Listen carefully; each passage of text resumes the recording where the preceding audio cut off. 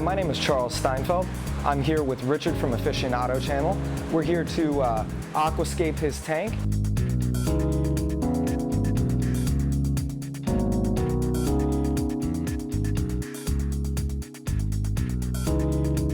And we're going to be talking about the importance of using the right type of rock, water flow, aquascaping, and making sure that your tank turns out the way that you want it to. So Richard's decided to do his tank with dry rock. Now dry rock has a lot of really positive things about it. The only downside is it's not colonized by bacteria, so it's not considered live rock, at least not for 3 or 4 months. So the first thing with dry rock is, since it doesn't have to be in water, lay it all out. Take a look at the pieces that you have, whether they're large, small, base rocks, branch rocks, everything. You want to know what you actually have to work with, so that when you put everything together, it starts to make sense without you having to look at one piece and just kind of pull rocks out of a bucket. It makes it a lot easier when you see what you're working with.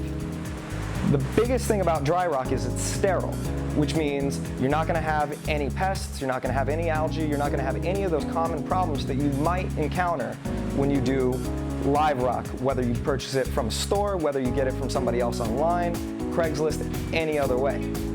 Live rock that comes from somebody else's tank can come in with lots of things on there that you just don't want.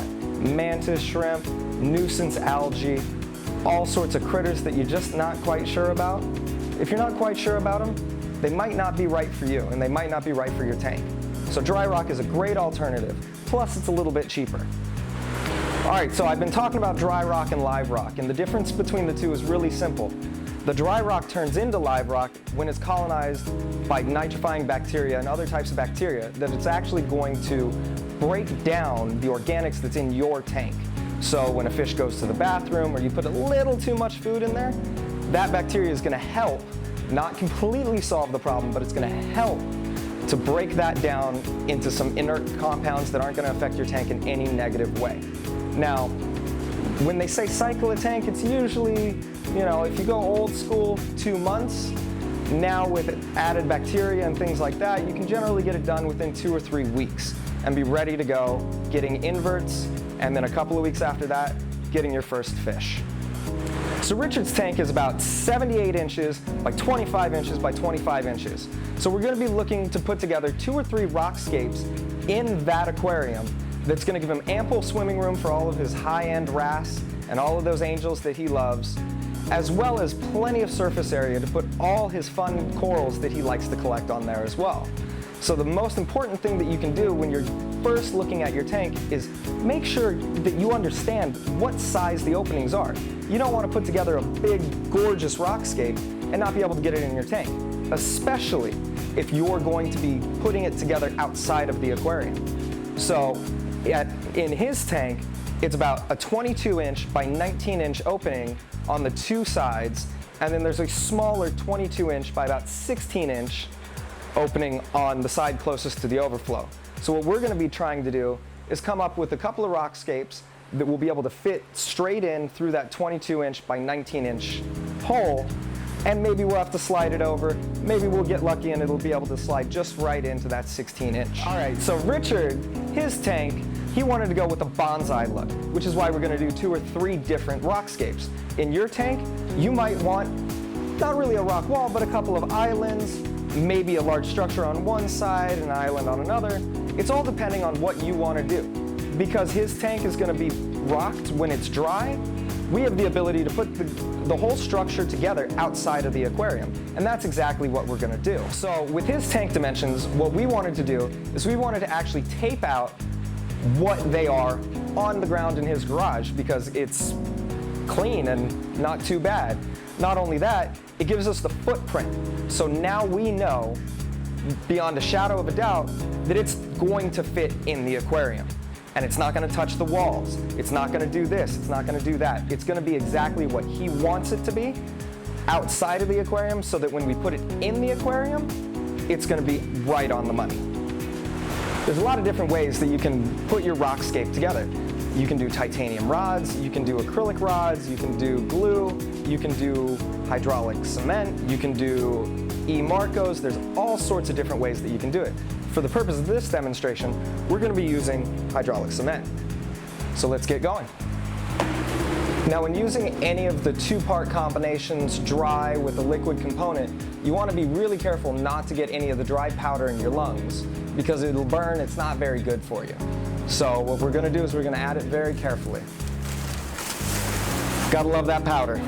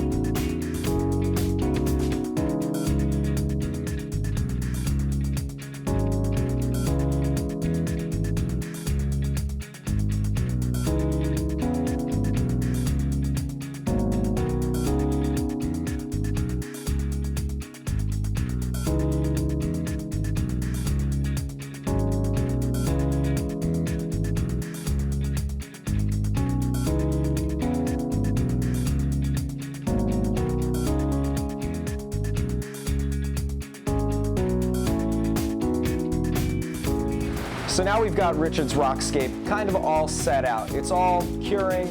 It's gonna be about 24 hours before he can really move it. So this is what we've done. We've done 3 islands, starting with a nice Marco rock, cut rock as the base. A nice solid foundation to build everything off of. We're using lots of shelving rock, some branching rock, and some other rocks in there that just kind of coalesce into a nice form. Personally, I like it a lot. I don't know if you do, but Richard says he does, so since he's the one that has to look at it all the time, it's a good thing he likes it. Now, one of the factors that went into this rockscape was making sure that there would be ample room for flow. The most important thing for corals is getting all new water to them and all the dirty water away from them. So what we've done here is we've allowed for pumps to be placed in several different areas that would allow for free water movement in and around each one of these structures. So what we've done with these 3 rock structures is we've done our best to keep it interesting. Lots of shelves, lots of swim-throughs, lots of archways, all sorts of places for the fish to interact with their environment, and lots of places for corals to sit and grow and turn into what should be an amazing reef. So we've got lots of area up top for SPS corals such as monoporas, acroporas, styloporas, almost any of the poras are going to be able to be up top. And then we've got lots of space down in the middle and towards the bottom for chalices, zoanthids, torch corals, hammer corals, any of the euphyllias like that. So what he's going to have is multiple zones that are going to be able to do multiple things, which are going to allow him to incorporate a complete mixed reef rather than have one species or one genus type aquarium, which I personally like, but a mixed reef really brings the ocean into your room. Once again, my name is Charles Steinfeld. I'm here with Richard from Afishionado channel. We did his aquascape. I hope you learned something. I did. And I look forward to seeing you again on Reef2Reef.